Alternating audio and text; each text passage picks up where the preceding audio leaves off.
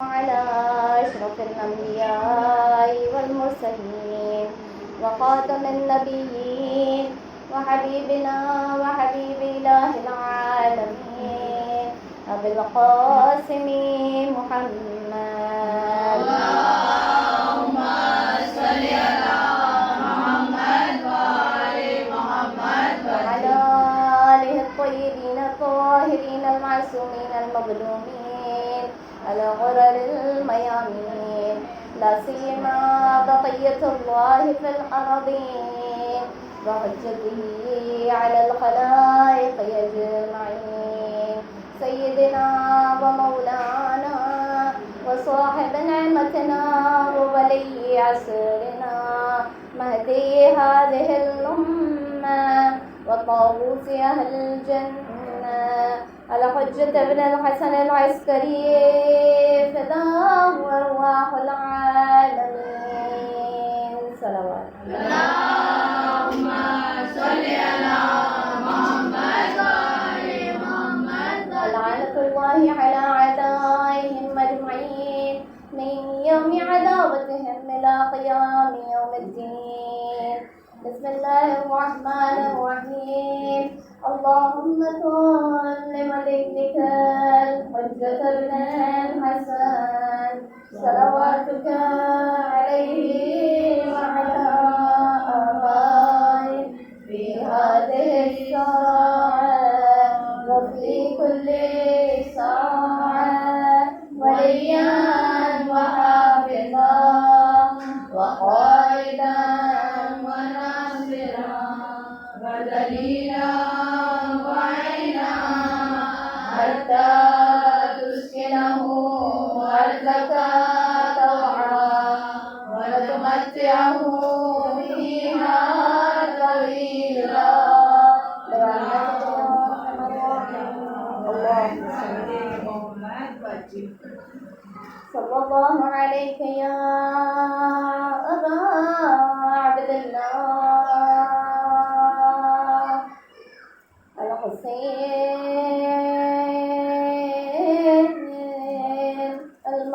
المظلوم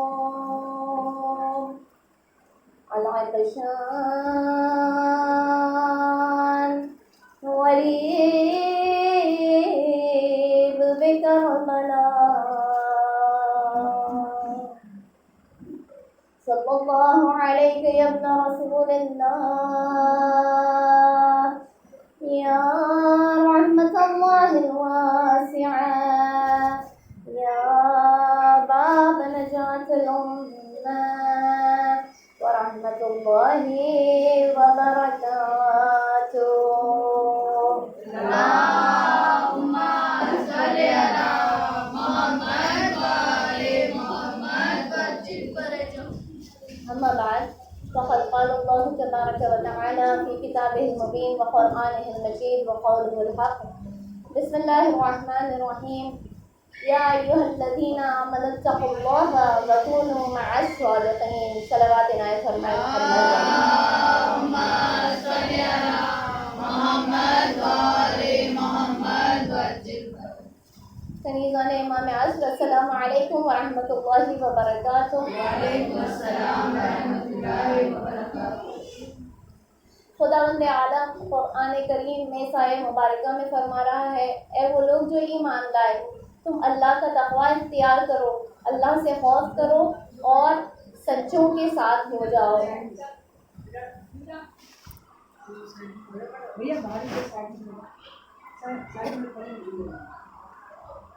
صلوات نائب فرما دیں. اللهم صل على محمد وآل محمد.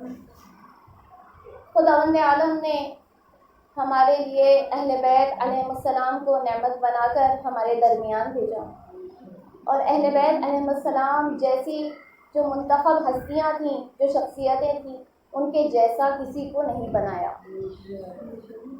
ان کو جس پہلو سے دیکھا جائے، چاہے شرافت ہو تو ان جیسا کوئی نہیں، چاہے سخاوت ہو تو ان جیسا کوئی نہیں، عبادت ہو تو ان جیسا کوئی نہیں، ان کے چہرے جیسے ہیں ان چہروں جیسا کسی کا چہرہ نہیں۔ اللہ تعالیٰ نے انہیں جو علم سے نوازا ایسا علم کسی کے پاس نہیں۔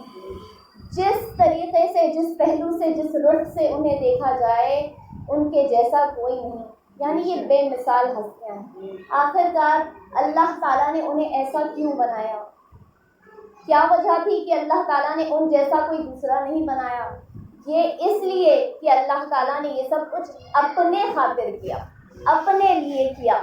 میں نے جملہ کہا اللہ نے یہ سب کچھ اپنے لیے کیا، اس لیے کہ خداوند عالم ہمیں یہ بتانا چاہتا تھا کہ دیکھو اہل بیت علیہ السلام جیسی شخصیتیں میں نے بنائی اور ایسی بے مثال بنائی کہ کائنات میں تمہیں کوئی ان کا ثانی نظر نہیں آئے گا۔ تو جب میں مخلوق کو ایسا بنا سکتا ہوں تو پھر ان کا بنانے والا یعنی خالق کائنات کیسا ہوگا؟ ایک صلوات بھیج دیں محمد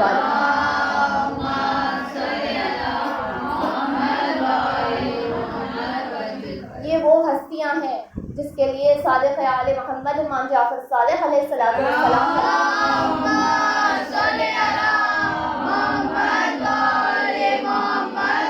لولا الحجہ لساخت الارض باہلها، اگر اللہ کی حجت اس زمین پر نہ ہوتی تو یہ زمین اپنے تمام باشندوں سمیت دھس چکی ہوتی، ختم ہو چکی ہوتی۔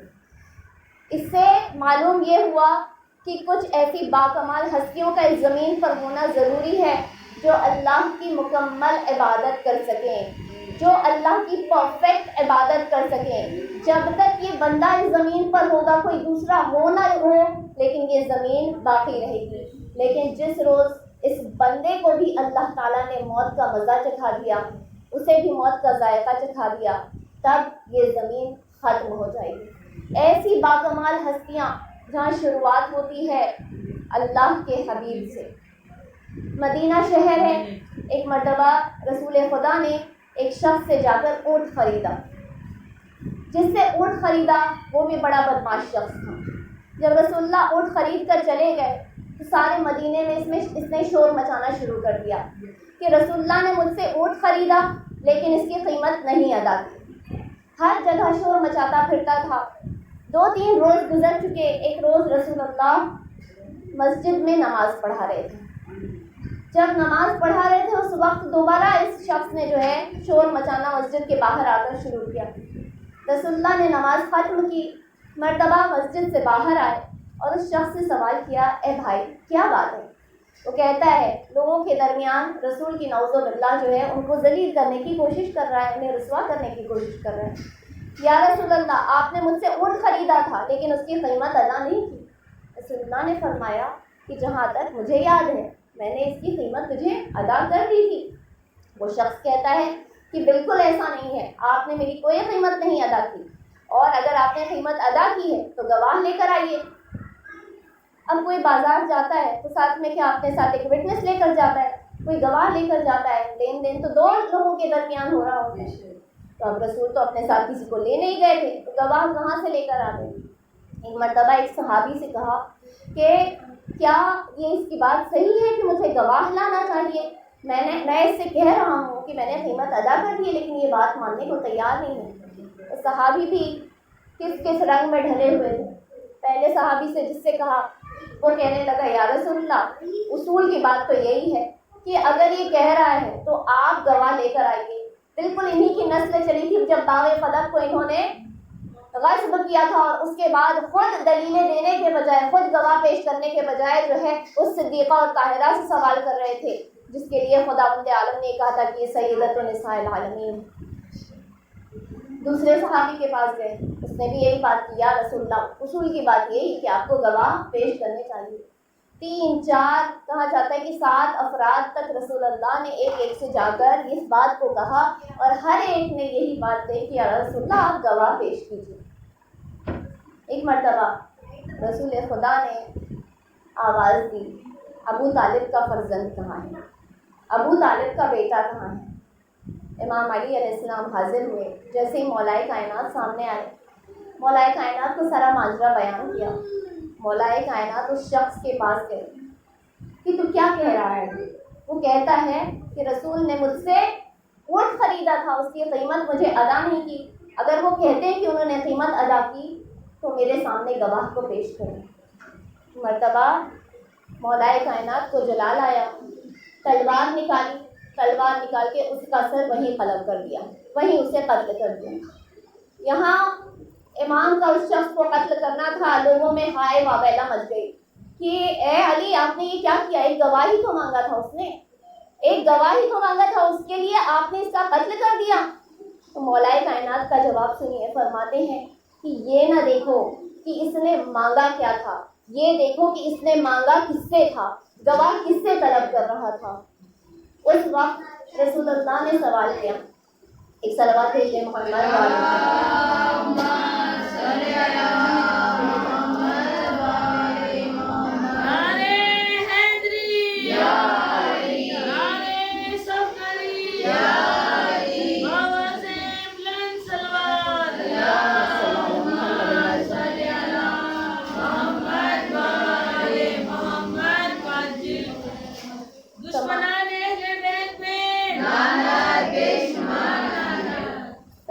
آپ مومنات سے درخواست ہے اگر کوئی مجلس میں داخل ہو رہا ہے تو بس تھوڑا سا راستہ بنائے رکھیں تاکہ وہ خود اندر کی طرف چلے جائیں اور بار بار آنے والے کی طرف نظر نہ کریں اور مجلس کے احترام کو برقرار رکھیں. ایک صلوات عنایت فرمائیں.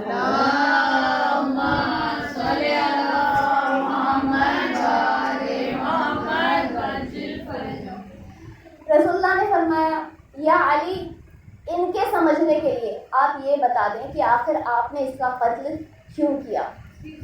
مولائے کائنات فرماتے ہیں یا رسول اللہ اس نے آپ سے گواہ طلب کیا، آپ نے ہمیں صرف اتنا کہا کہ آپ اللہ کے بھیجے ہوئے رسول ہیں اور آپ نے فرمایا کہ لا الہ الا اللہ، اللہ کے سوا کوئی گواہ نہیں.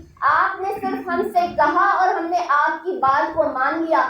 آج اس کی اتنی ضرورت ہوئی کہ اللہ کے بھیجے ہوئے رسول سے جو ہے یہ گواہی طلب کر رہا ہے.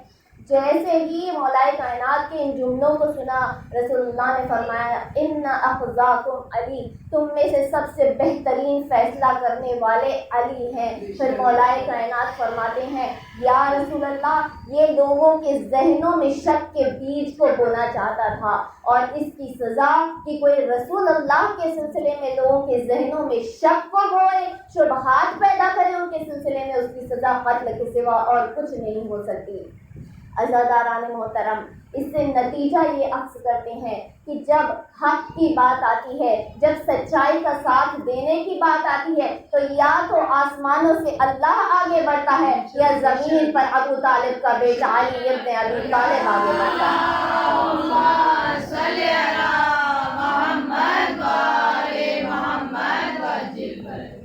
علی کا عدل و انصاف اتنا مشہور کہ ایک مرتبہ معاویہ کے دور میں ایک خاتون تھی جو مولائے کائنات کی بڑی چاہنے والی تھی. نام تھا اس کا داریہ حجمیہ. یہ داریہ حجمیہ اتنی چاہنے والی تھی، ایک روز معاویہ نے اسے اپنے دربار میں بلایا. دربار میں آئی، معاویہ نے اس سے سوال کرنا شروع کیا. میں نے سنا ہے کہ تو مولائے کائنات علی کی بڑی محب ہے، بہت چاہتی ہے انہیں، ہر وقت جو ہے ان کے فضائل بیان کرتی ہے اور مجھ سے بڑی نفرت ہے تجھے. وہ کہتی ہے جو تو کہہ رہا ہے وہ درست ہے. پھر اس کے بعد سوال کرتا ہے کہ اچھا ایسی بات ہے تو کیا تو نے علی کو دیکھا تھا؟ وہ کہتی ہے ہاں میں نے علی کو دیکھا تھا، میں نے میرے مولا کو دیکھا تھا. وہ کہتا ہے کہ اگر تو نے دیکھا ہے تو ذرا مجھے علی کے بارے میں کچھ بیان کرنا، ان کی توصیف بیان کرنا. اب وہ جو شروع ہوتی ہے وہ کہنا شروع کرتی ہے کہ جب میرے مولا بولنا شروع کرتے تھے تو ایسا میرا دل کرتا تھا کہ بس ان کی بات کو سنتے چلے جائیں، وہ بولتے رہیں ہم سنتے رہیں. جب بھی ہم انہیں سامنے دیکھتے تھے، ان کے چہرے مبارک پر نظر کرتے تھے تو ایسا محسوس ہوتا تھا کہ بس ان کے چہرے کو دیکھتے چلے جائیں، وہ ہمارے درمیان سے کہیں دور نہ چلے جائیں. پھر کہتی ہے جب وہ بولنا شروع کرتے تھے تو ایسا نظر آتا تھا مانو قرآن انسان کی شکل میں ہمارے سامنے کھڑا ہو کر بولنا شروع کر رہا ہے.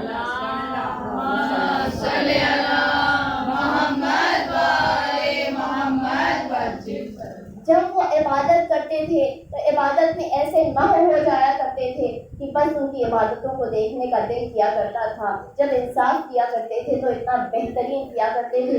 یہ توصیف بیان کرتی گئی حتیٰ کہ ایک وقت آیا کہ لوگوں نے دیکھا کہ معاویہ کی آنکھوں میں آنسو چھلک آئے. معاویہ کی آنکھوں میں آنسو چھلک آئے اور وہ کہنے لگا کہ اے داریہ، جو کچھ بھی تو نے علی کے بارے میں کہا وہ سب کچھ سچ ہے. دیکھیے، اگر اپنا خود کا دوست ہماری فضیلت کا اقرار کر لے تو وہ کوئی بڑی بات نہیں، لیکن دشمن اپنی زبان سے جو ہے اگر کسی کے کردار کے بارے میں گواہی دے دے اور اس کے بارے میں تصدیق کر دے کہ واقعی یہ ایسا ہے، تو یہ واقعی فضیلت کا حامل ہوتا ہے. جب اس کی آنکھوں میں آنسو چھلک آئے، اس نے یہ جملہ کہا. پھر کہتا ہے کیا تجھے مجھ سے کچھ چاہیے؟ وہ کہتی ہے ہاں، مجھے تجھ سے 100 اونٹ چاہیے. وہ کہتا ہے کہ تو نے علی کے بارے میں سچ کہا ہے، بس میں تجھے 100 اونٹ دیتا ہوں. اور پھر اس کے بعد اپنے خادم کو بلایا، اسے کہا کہ 100 اونٹ اس کے حوالے کر دو. جب وہ 100 اونٹ لے کر جانے لگے، ایک مرتبہ دوبارہ روکا اور کہنے لگا کہ اگر تیرا مولا ہوتا تو ان سے 100 اونٹ کا سوال کرتی تو کیا وہ تجھے یہ 100 اونٹ دیتے؟ تو وہ کہتی ہے ارے تو کیا 100 اونٹ کی بات کر رہا ہے؟ اگر میں 1 اونٹ کا سوال کرتی تب بھی وہ مجھے نہ دیتے. وہ حیرت زدہ رہ گیا. وہ کہنے لگا کیسا تیرا مولا ہے کہ تو 1 اونٹ کا سوال کرتی تب بھی وہ تجھے 1 اونٹ نہ دیتے. وہ کہتی میرا مولا ایسا ہی ہے جو عدل و انصاف کا پیکر ہے، یہ بیت المال ہے. تو وہ ہے جو کہ مسلمانوں کے مال سے ہڑپ کر غصب کر کے دوسرے کو دیتا ہے. میرا مولا وہ تھا جو کہ بیت المال مسلمانوں کا مال جانتے تھے، اس میں سے کسی کو بھی یوں ہی نہیں دیا کرتے تھے. صلوات بھیجنے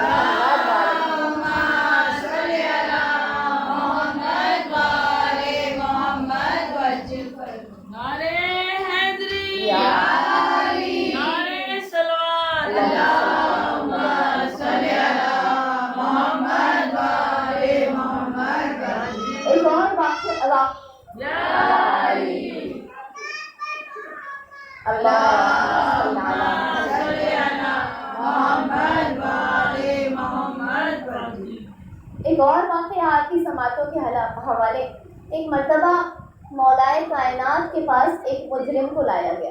ایک شخص، اس کا جرم طے ہوا کہ اس نے یہ جرم کیا تھا اور فیصلہ مولا نے یہ سنایا کہ اسے 70 کوڑے لگائے جائیں. جب یہ فیصلہ ہوا، ایک مرتبہ مولا نے اپنے غلام قمبر کو بلایا. قمبر آؤ، اسے ذرا 70 کوڑے لگا. قمبر کا موڈ اس میں ذرا اپسیٹ تھا، ذرا سا ان کا موڈ جو ہے بے چین نظر آ رہا تھا. قمبر نے کوڑا اٹھایا، مرتبہ اس کی پشت پر کوڑے لگانا شروع کیا. 1 کوڑا، 2 کوڑا، 3 کوڑا لگاتے جاتے تھے، حتیٰ کہ 69 کوڑے پر آ گئے. 70واں کوڑا لگا. 70واں کوڑا مارا، رکے نہیں. ان کا ذہن کہیں اور، جس وجہ سے بھی موڈ اپسیٹ تھا. ہم بھی جو ہے کبھی کبھی ہمارے ذہن بھٹک جاتے ہیں، ان کا بھی ذہن بھٹکا ہوا تھا. 70واں کوڑا مارا، 71واں مارا، 72واں مارا. جب 70 پہ آئے، مولا نے کہا قمبر رکو. اس کے کوڑے، اس کی سزا ختم ہوئی. لیکن جب تک کہ مولا نے جملہ ادا کیے، یہ 2 کوڑے اور لگا چکے تھے. جیسے ہی 2 کوڑے زیادہ مزید لگا دیے، مولا نے قمبر سے فرمایا قمبر کیا بات ہے، میں نے تمہیں کتنے کوڑے لگانے کے لیے کہا تھا؟ قمبر کہتے ہیں مولا 70 کوڑے. تم نے کتنے لگائے؟ مولا 2 زیادہ ہو گئے، 72 ہو گئے. امام فرماتے ہیں اے قمبر، اس شخص کو یہاں سے اٹھاؤ، اب تم اس کی جگہ لے دو. قمبر اپنی پشت میری طرف کرو، اب میں تمہیں وہ 2 کوڑے ماروں گا جو تم نے مزید اس شخص کو لگائے تھے. یعنی مولا اپنے اور دشمن کے بیچ میں فرق نہیں کرتے تھے. اگر اپنا والا بھی زیادتی کرے تو اسے بھی وہی سزا ملتی تھی جو کہ دشمن کو کسی غیر کو ملتی تھی. عزاداران محترم، انسان جو ہے حق کی بات کرنے سے ڈرتا ہے کہ کہیں میرے وہ جو ساتھی ہیں، جو میرا ساتھ دے رہے ہیں، وہ کہیں مجھ سے چھوٹ نہ جائیں. لیکن علی ابن ابی طالب اس شخص کو کہتے ہیں جو یہ کہتے تھے کہ بندے چھوٹتے ہیں تو چھوٹ جائیں لیکن اللہ علی سے راضی ہو جائے.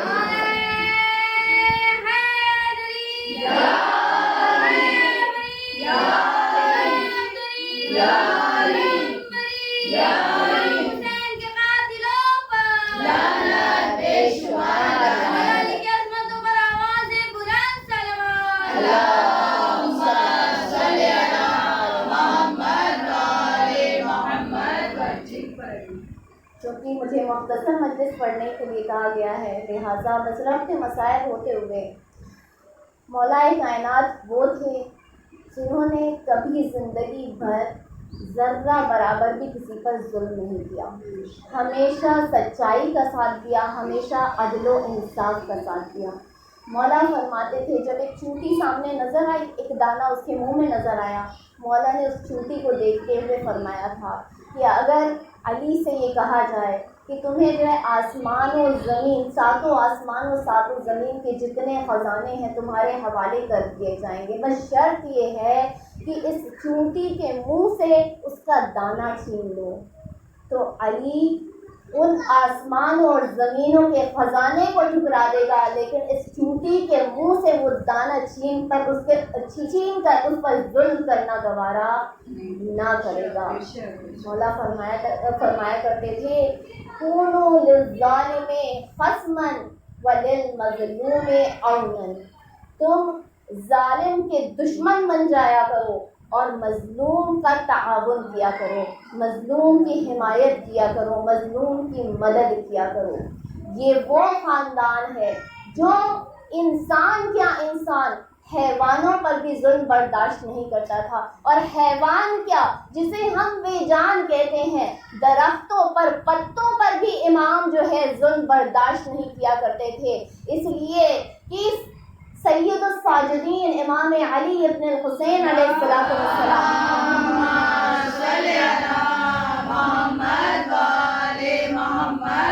ایک مرتبہ انہوں نے اپنے ایک غلام کو آواز دی، اور جیسے ہی غلام کو آواز دی وہ غلام اپنے کمرے سے باہر آیا اور یہ کہتا ہوا آیا لبیک یا فرزند رسول، میں آ رہا ہوں، میں آپ کی خدمت میں آ رہا ہوں، مجھے حکم دیجیے. جب یہ راستہ طے کر رہا تھا مولا تک پہنچنے کا، تو راستے میں ایک درخت تھا. جیسے ہی اس درخت کے قریب پہنچا، اس نے بس یوں ہی درخت سے ایک پتا کھینچ لیا، ایک پتا توڑ لیا. جیسے ہی امام نے اس شخص کو دیکھا کہ اس نے ایک پتا توڑ لیا، فوراً امام کے چہرے پر جو ہے ناراضگی کے آثار نمایاں ہوئے. یہ قریب آیا، امام نے فرمایا اے غلام، تو نے ایسی ہمت کیسے کی کہ بے وجہ تو نے اس پتے کو توڑ لیا؟ کیا تو جانتا نہیں کہ تمام کائنات میں جتنی مخلوقات ہیں وہ اللہ کی تسبیح کیا کرتی ہیں؟ تو نے اس پتے کو توڑ لیا، اب یہ سوکھ جائے گا، اب یہ مر جائے گا، اب یہ ختم ہو جائے گا. اگر اس درخت سے لگا رہتا تو اللہ کی تسبیح کرتا. جسے ایک پتے کا توڑنا یہ ظلم بھی برداشت نہیں تھا.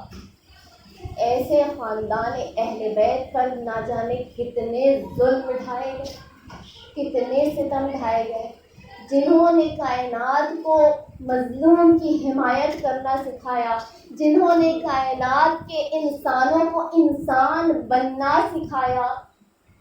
وہی انسان میدان کربلا میں حیوان کیا حیوانوں سے بدتر ہو چکے تھے. جب ایک مرتبہ وہ وقت آیا تھا جب سید الشہداء اپنے تمام گھر والوں کو خدا حافظ کہہ کر مقتل کی اور بڑھنے لگے، جناب سکینہ کے ہاتھوں پر، جناب سکینہ کے چہرے پر شفقت کے ہاتھ اس طرح سے پھیرے تھے کہ بچی کو نیند آ گئی تھی.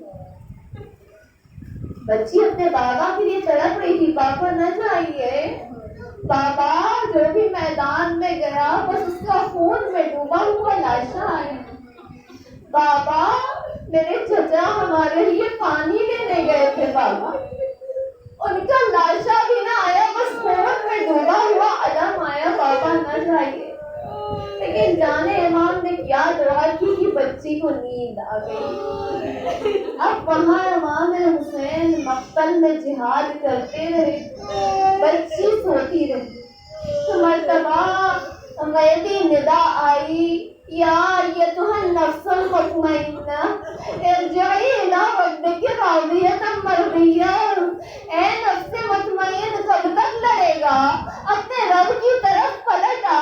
جیسے ایمان نے ذوالفقار کو نیاز میں رکھا اور ہر طرف سے عدو نے گھیرا کرنا شروع کیا، امام کے جسم نازنی پر طرح طرح سے زخم کرنا شروع کیا. امام ایک مرتبہ دندن پر سنبھل نہ سکے، زمین پر آئے. زمین پر آنا تھا کہ اچانک سکینہ کی نیند کھل گئی. جیسے ہی سکینہ کی نیند کھلی، پھوپھی سے فرمانے لگی، پھوپھی اماں میرے بابا کہاں ہے؟ پھوپھی اماں. جناب زینب کہتی، اے میرے لال تمہارے بابا مقتل میں گئے ہیں، میدان میں موجود ہیں. سکینہ کہتی ہے، پھوپھی اماں میرے بابا تنہا ہے، میرے بابا کا ساتھ دینے والا کوئی نہیں. پھوپھی اماں میں بابا کے پاس مدد کے لیے جاؤں. جناب زینب فرماتی ہے، نہیں میرے لال، تو سید زادی ہے، تو سیدانی ہے. سیدانیاں نامحرموں کے مجمع میں نہیں جاتی. سکینہ فرماتی ہے، بابا مجھے بتایا کرتے تھے کہ دادی بھی تو مباہلے کے لیے میدان میں نکلی تھی. زینب فرماتی ہے، اے میرے لال اس وقت اللہ کا حکم آیا تھا، وہ عیسائی تھے. ارے یہ تمہارے دادا کے، تمہارے دادا کے امت والے اپنے آپ کو مسلمان کہتے ہیں. سکینہ تم میدان میں نہ جانا. بچی کہتی ہے، پھوپھی اماں میں چادر اوڑھ کر جاؤں گی، میں مکمل حجاب کر کے جاؤں گی. سکینہ نے چادر اوڑھی. مرتبہ مقتل میں آگے چھوٹے چھوٹے قدموں سے آہستہ آہستہ قدموں سے بڑھنے لگی. کیا نظر آیا؟ گھوڑوں پہ گھوڑوں کی صفیں نظر آ رہی. بچی کو کہیں بابا نظر نہیں آ رہے، بس کچھ لاشیں بکھری ہوئی نظر آ رہی. بچی آہستہ آہستہ قدموں سے، 3.5 سال کی بچی ہے عزیزوں، کوئی جوان لڑکی ہوئی، چھوٹے چھوٹے قدموں سے آگے بڑھتی ہوئی، سموں سے لپٹی ہوئی، ایک گھوڑے کے سم سے دوسرے گھوڑے کے سم کی جانب اپنے بابا کو پوچھتی ہوئی آگے بڑھتی چلی جاتی. ایک مرتبہ ایک گھوڑے کے سم سے جو لپٹی، اچانک گھوڑوں نے، بے زبان جانوروں نے ایک دوسرے سے اپنی گونگی زبانوں میں کہنا شروع کیا، خبردار یہ حجت خدا کی بیٹی ہے، یہ فرزند رسول کی بیٹی ہے، کہیں تمہارے سم سے کچل نہ دے. ارے معلوم ہوا کربلا میں انسان حیوان ہو چکے تھے، حیوان انسان میں تبدیل ہو چکے تھے. اچانک ایک بوڑھا شخص نظر آیا.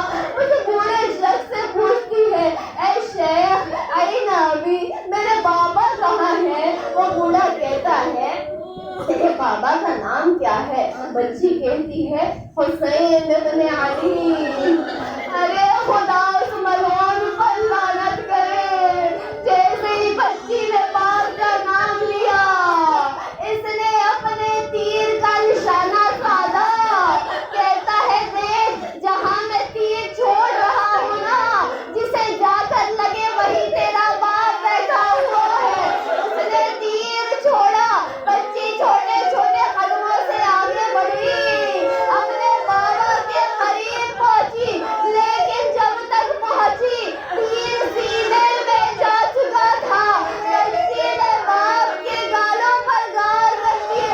ارے بابا سکینہ کو معاف کرنا، نہ میں آپ کا پتہ پوچھتی بابا، نہ یہ تیر آپ کے سینے میں پیوست ہوتا.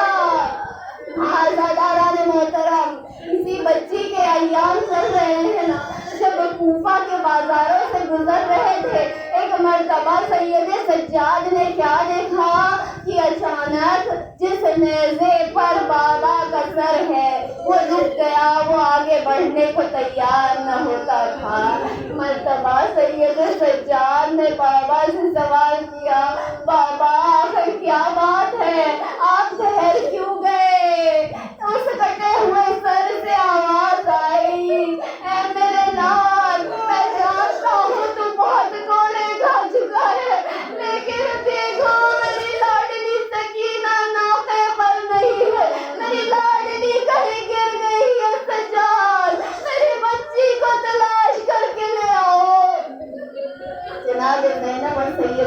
آج شمر ملعون کے پاس ہے۔ اے شمر، بچی ناقے سے گر گئی، اتنی اجازت دے دے کہ ہم بچی کو ڈھونڈ کے لے آئے۔ شمر ملعون کہتا ہے ٹھیک ہے تو تمہیں اجازت دیتا ہوں، لیکن دیکھو زیادہ دیر نہ کرنا، اگر دیر کی تو میں تمہارے اس بھتیجے کے پشت کو تازیانے ماروں گا، دروں سے لال کر دوں گا۔ زینب کہتی ہے نہیں، میں دیر نہ کروں گی۔ مرتبہ بیوی پیچھے کی جانب چلنا شروع کرتی ہے، دور سے ایک معصمہ بیٹھی ہوئی نظر آتی ہے، نقاب پوش بیوی ہے، کیا دیکھتی ہے کہ گود میں سکینہ کو لے رکھا ہے، سکینہ پر شفقت کے ہاتھ پھیرتی جاتی ہے۔ زینب قریب آتی ہے، کہتی ہے بیوی تمہارا بہت شکریہ بیوی، جب سے اس بچی کا باپ بڑا ہے، جب سے اس بچی نے اپنے باپ کو کھویا ہے، ارے بس لوگوں نے یا تماچے لگائے یا گرنے لگائے، کسی نے اس کے اوپر شفقت کا ہاتھ نہ پھیرا۔ بیوی تمہارا بڑا شکریہ، میں روزے قیامت اپنی اماں فاطمہ سے کہہ کر تمہاری شفاعت کرواؤں گی۔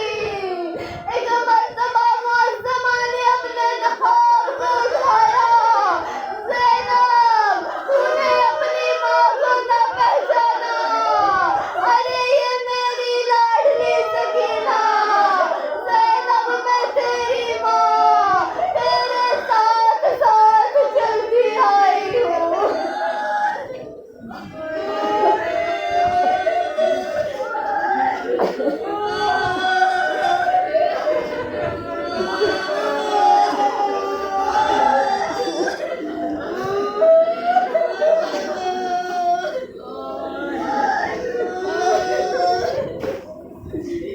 اِنَّا لِلَّهِ وَإِنَّا إِلَيْهِ رَاجِعُونَ۔ سيعلم الذين ظلموا أي منقلب ينقلبون، لعنة الله على القوم الظالمين۔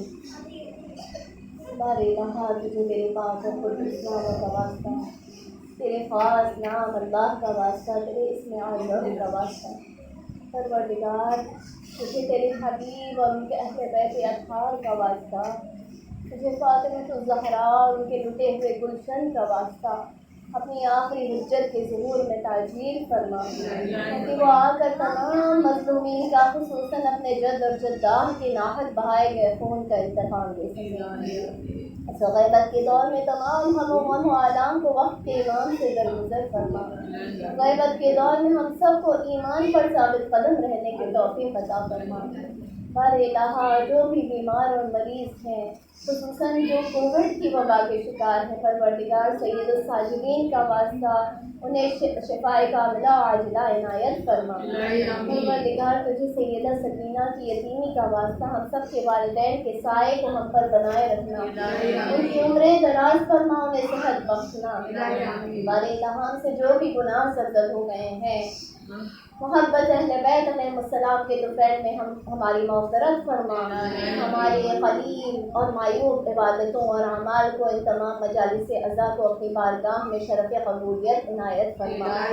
پروردگار مانی مجلس اور حاضرین مجلس کی تمام پوشیدہ حاجتوں کو اپنے حجت کے صدقے میں پورا فرما۔ ہمارے الہا ہم سب کو دوبارہ سے حج و زیارت معصومین علیہ السلام کی روزوں پر جانے کی توفیق عنایت فرما، وقت کے امام کے چہرے پر نور کی زیارت نصیب فرما، ان کے ظہور کا زمانہ دیکھنا نصیب فرما، ہم سب کو ان کے چاہنے والوں میں، ان کی کنیزوں میں، حتیٰ کہ ان کے شیعوں میں جگہ عطا فرما۔ ہمارے الہا جو رزق کے لیے پریشان حال ہیں، انہیں حلال وسیع اور طیب رزق عطا فرما، ان کے رزق میں برکت عطا فرما، ہم سب کو اس دنیا میں اور آخرت میں نمایاں کامیابی اور کامیابی عطا فرما۔ ربنا تقبل منا انك انت السميع العليم۔ ایک سورہ فاتحہ کا آواز ہے۔ اللهم صل على محمد